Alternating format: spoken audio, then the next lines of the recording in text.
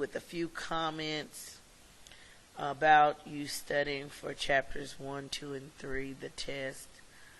One of the things that I would remind you to do is to make sure you cover all the information in the PowerPoints. Your Learn Smarts, the response, I guess the reason why I assigned those was just to introduce the chapters to you. They present the information in a little bit different way than I actually present the information. So I want you to focus on your notes. So I want you to focus on PowerPoint notes for your exam. I would say that the exam will probably have 70% of the exam will probably be your multiple choice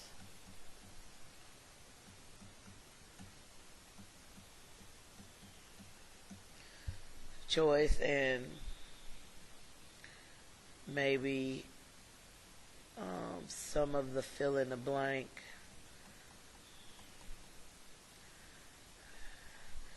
Uh, 30% of the test will be any and everything.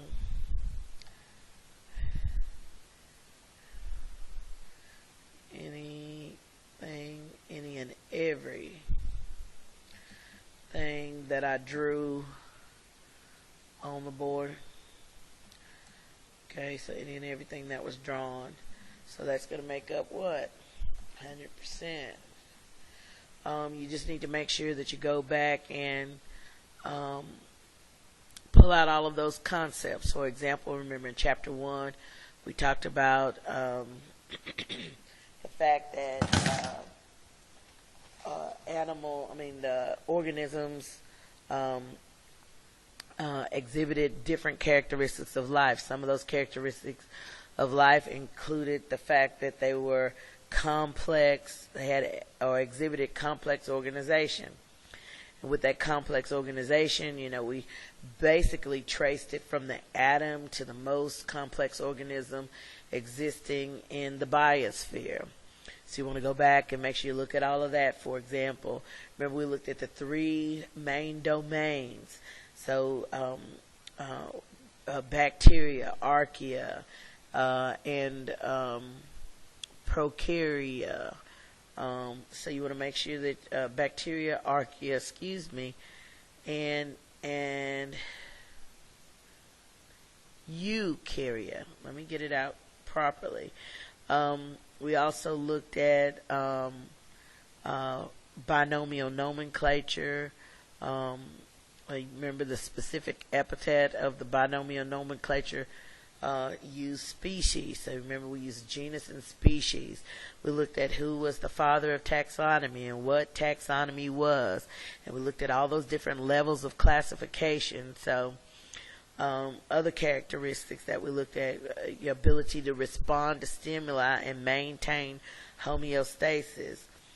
We looked at another characteristic, how they reproduce, acquire an outside use or source of energy and materials. So you want to go back and look at everything in the chapter. You just don't want to focus on the drawings. Now, mind you, that's going to make up 25 to 30% of the test.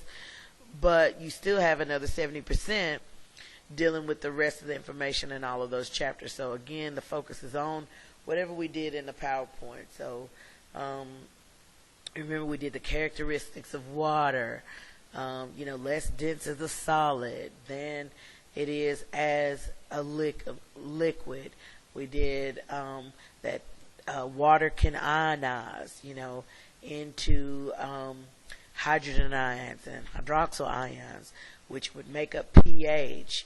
We looked at what defines a pH. Anything less than 7. We looked at what defines a base. Anything greater than 7. So that's the pH range. But then if we gave the definitions, we said acid was something that could donate a hydrogen ion to a solution and drop the pH below 7.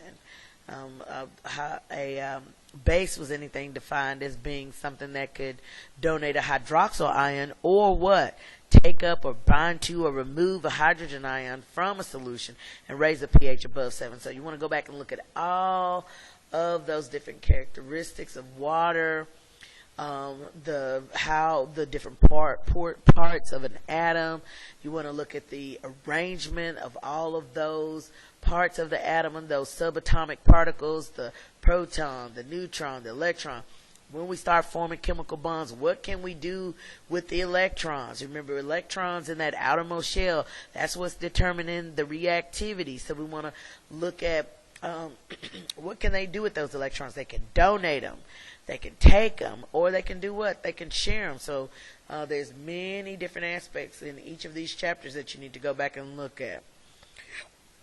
So, and then we start digging into chapter 3, talking about the different macromolecules and how they're important as well. We looked at, back in chapter 2, the most common atoms, the 6 most common atoms, the carbon, hydrogen, oxygen, nitrogen, phosphorus, and sulfur. So CHNOPS, make sure you know those are atoms and not molecules. You need to know the difference between an isomer and an isotope. So there's a lot of different things that you need to go back and look over. But anywho, I just wanted to put that little shout out so that you will be well prepared for your test. Talk to you later.